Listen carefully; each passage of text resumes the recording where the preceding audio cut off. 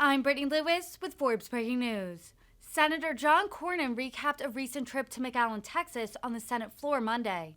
Along with Texas Senator Ted Cruz and other GOP lawmakers, Cornyn visited the Rio Grande Valley last week. He described this area of the southern border as, quote, the epicenter of a massive humanitarian and immigration crisis that's been going on for at least the last year and a half.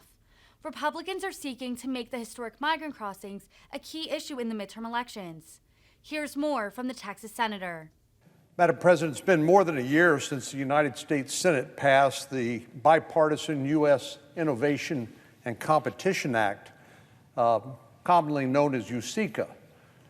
But it includes an important provision that Senator Mark Warner, the senator from Virginia, and I introduced more than 2 years ago, called the CHIPS Act, which is designed to shore up a dangerously vulnerable supply chain of high-end semiconductors from Asia to the United States.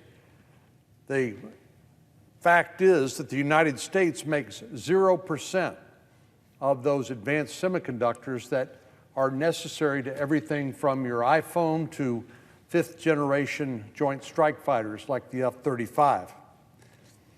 Unfortunately, after we passed a bipartisan bill in the Senate, the House decided to go the partisan route and add additional unrelated pieces of their wish list.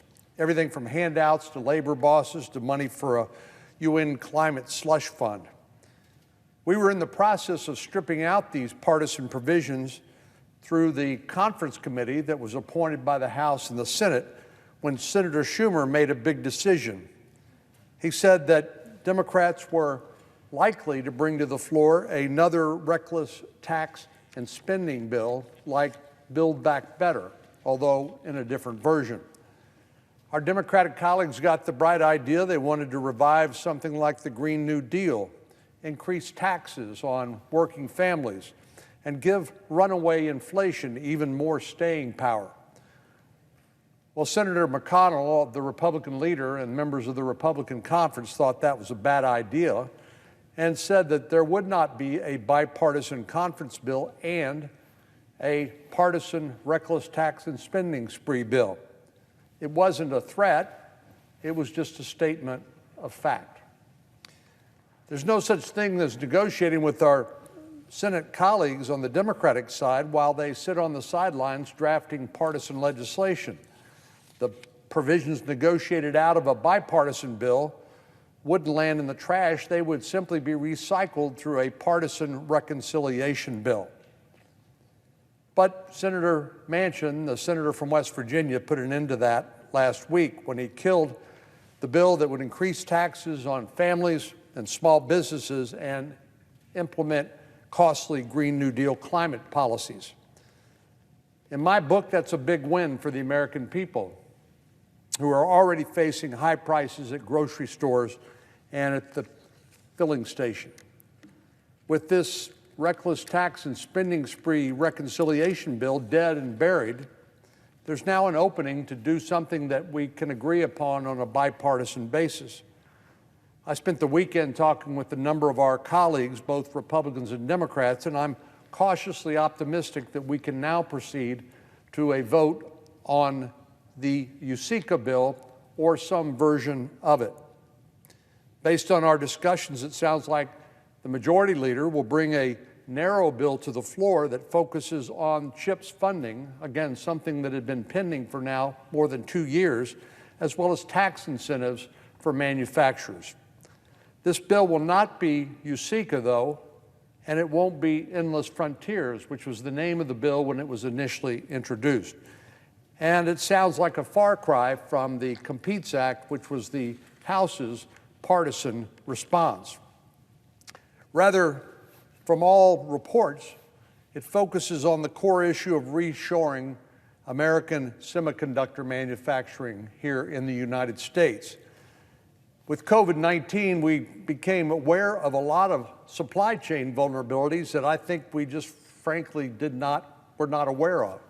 And it's one thing to be aware of a supply chain for things like toys or consumer items, but it's another to be dependent on a supply chain, a foreign supply chain, for something that's critical to our way of life and our economy and our national security is advanced semiconductors.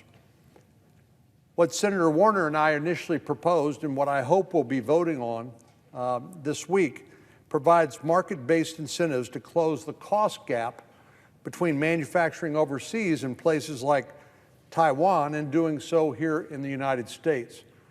According to Taiwan Semiconductor Manufacturing Company, located in Taipei, they figure it costs about 30% less to manufacture these high-end semiconductors in Taiwan than it does in the United States. And if we're going to get some of that manufacturing capacity back here to the United States to protect us against potential blockades, whether it comes from a military conflict or a pandemic or a natural disaster, we're going to have to find a way to provide incentives for those manufacturing fabrication facilities to be located here in the United States. That's what we're talking about.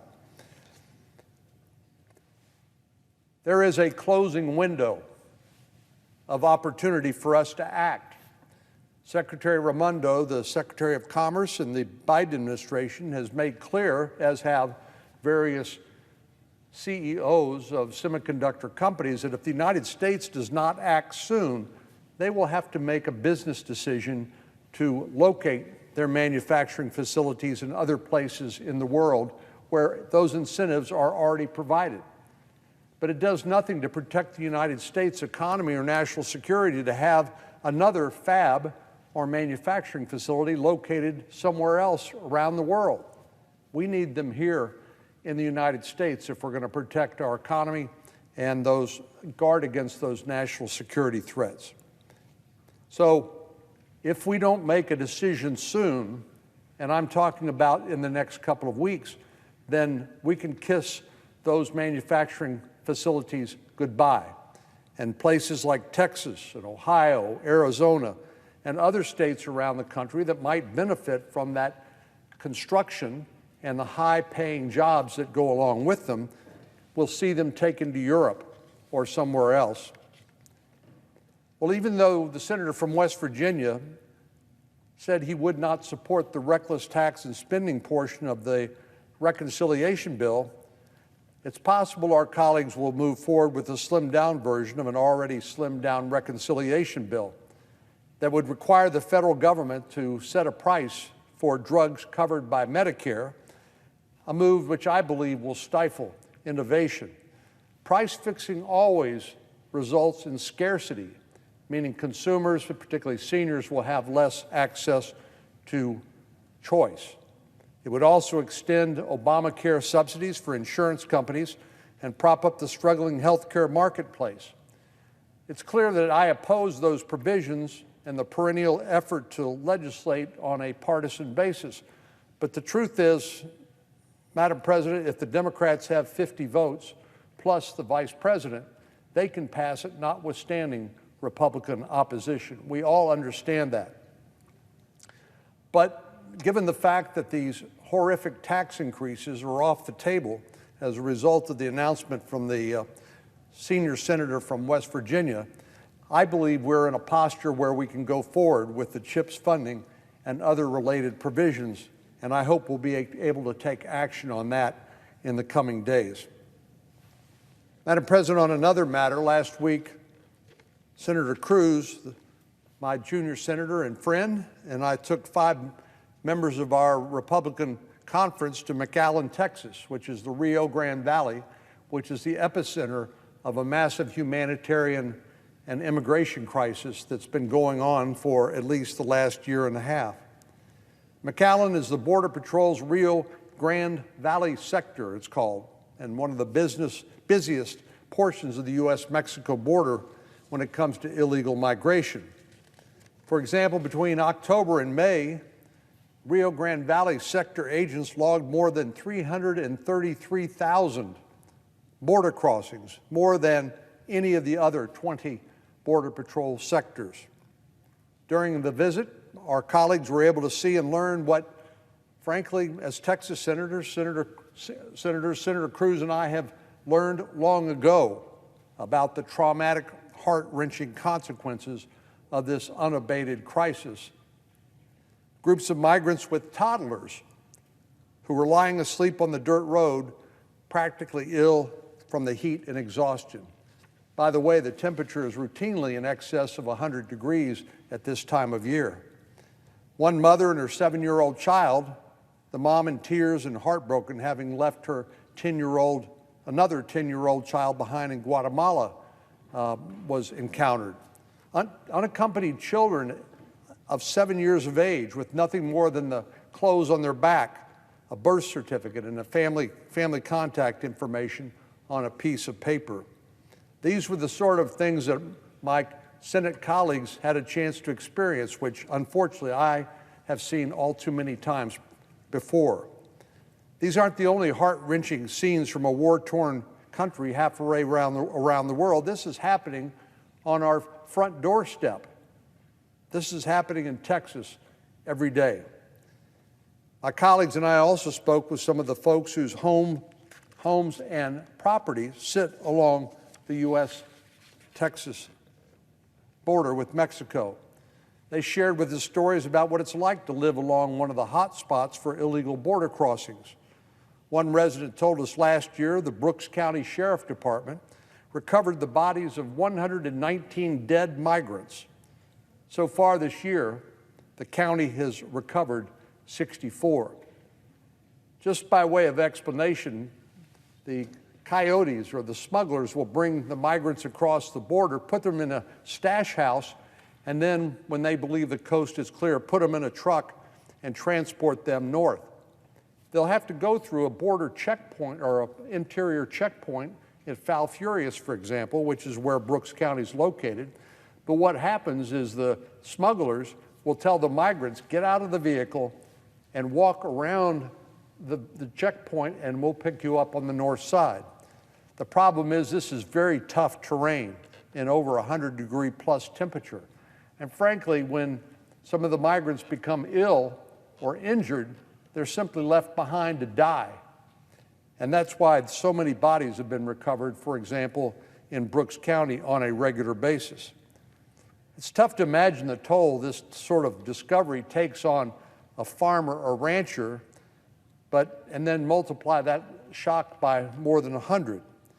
And then we heard about the losses to property suffered because of this crisis: stolen vehicles, broken fences, damaged crops, vandalism. People who are afraid to let their own family members live and work on their own property because they're worried about the drugs, they're worried about the potential violence.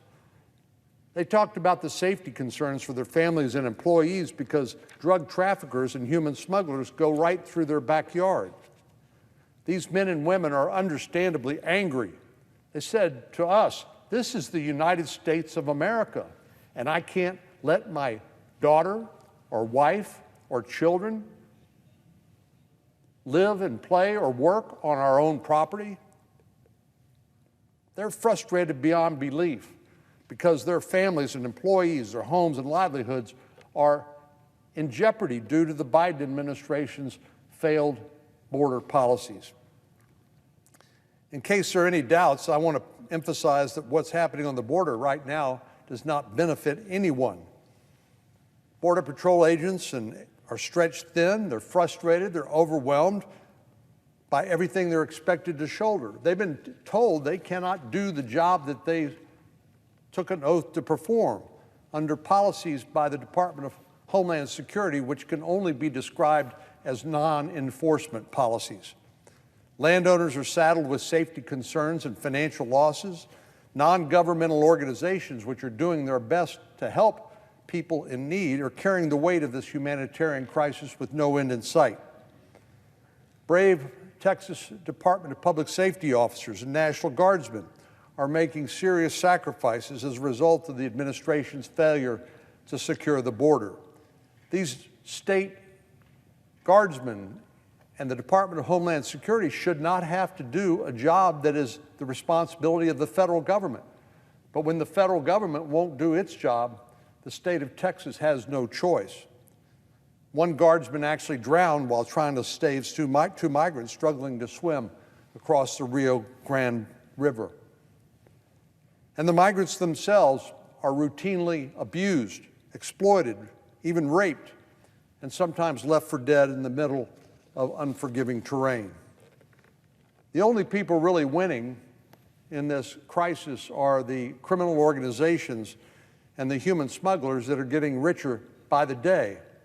These cartels are transnational criminal organizations. They will traffic in anything that makes them a buck.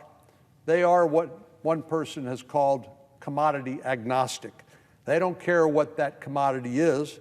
Their goal is simply to maximize their profit by whatever means necessary. And there's no question that the Biden administration's policies have helped enrich the cartels and resulted in too many migrants having lost their lives. Throughout my time in the Senate, I've had the privilege of working with countless men and women who live and work along the southern border. Their experiences and input have shed light on the scope and scale of this crisis, and I'm glad to be able to welcome some of our Senate colleagues to join us for an informative trip to the Rio Grande Valley.